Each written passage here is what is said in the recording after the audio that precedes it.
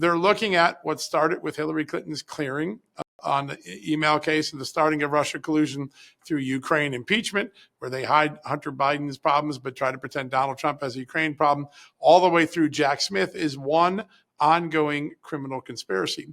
And in that, the overriding charge of the conspiracy will be a deprivation of civil liberties under color of government authority, meaning the United States government used its powers in the intelligence community and the FBI and the Justice Department to meddle in elections. And by doing so, they deprived people like Carter Page and George Papadopoulos and President Trump and Mike Flynn of their civil liberties.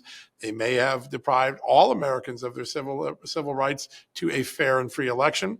And as a result, that is the overarching charge of the conspiracy. Then there are many overt acts and subcrimes that could be charged against that, false statements. But when you take it in that context, you now have the Democrats on trial for something they claim they stand for, civil liberties and civil rights. They're now going to be accused of violating those laws.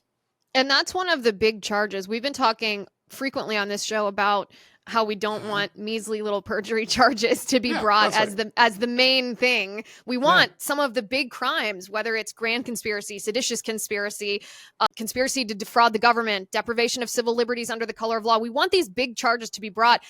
This seems to be the first indication that the Department of Justice is serious about pursuing these charges.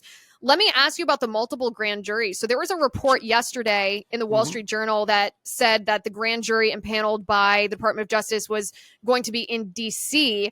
Do your sources tell you that that's a different grand jury, or can you explain that contradiction? I think that the initial gathering of this information will occur in D.C. and in New York, where there are two separate things going on. The reason for that is that the early stuff they're looking at is what Tulsi Gabbard referred. All the acts in that referral occurred in Washington, D.C. But that information could easily be transferred to Florida when it comes time for charging the larger conspiracy case. So it is not uncommon to have multiple grand juries look at something.